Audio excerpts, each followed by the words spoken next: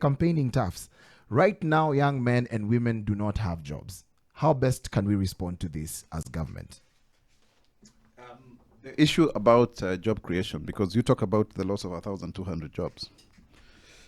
Let's pivot back to what are the campaign promises in terms of the Kenya Kwanza manifesto, the better plan, which I was very privileged to be, part of its formation. In fact, I wrote the first draft, the one that actually became the basis of the making it.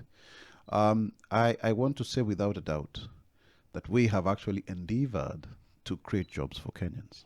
And numbers don't lie. We can talk about innuendos. There are some perceptions that actually, in my humble submission, are not true.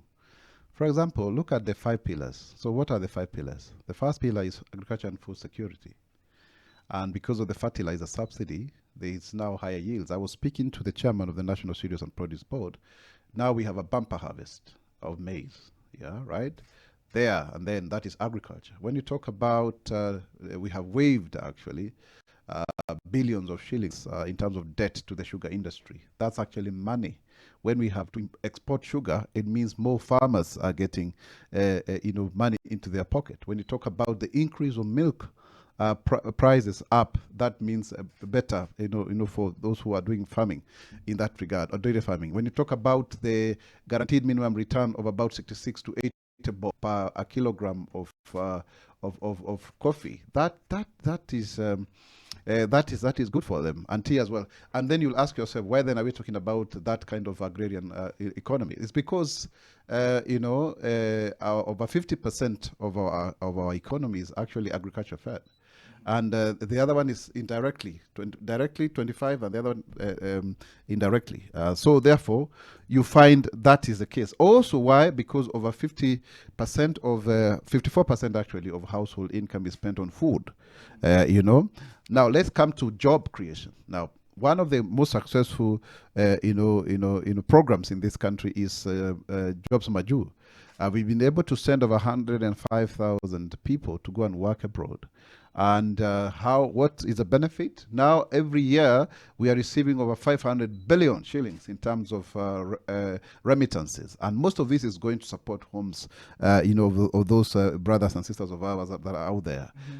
Then just listen. When it comes now to the issue of housing, we are now constructing 124,000 houses in 75 sites across 37 counties. How many people have been employed? Over 160,000.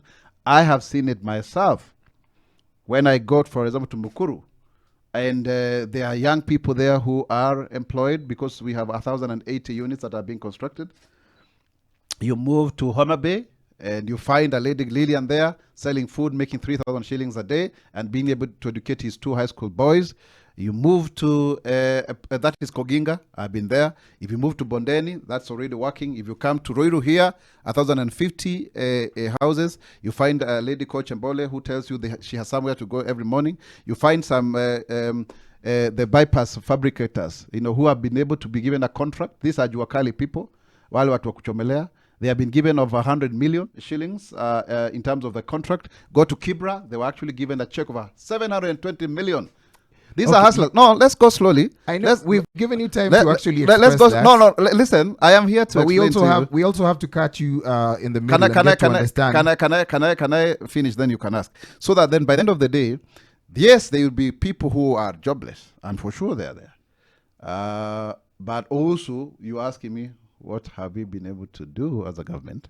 And I also tell you that the Hustler Fund, which we promised, has now been able to be accessed by over 22 million Kenyans. And they have actually been able to borrow to access over 50 billion.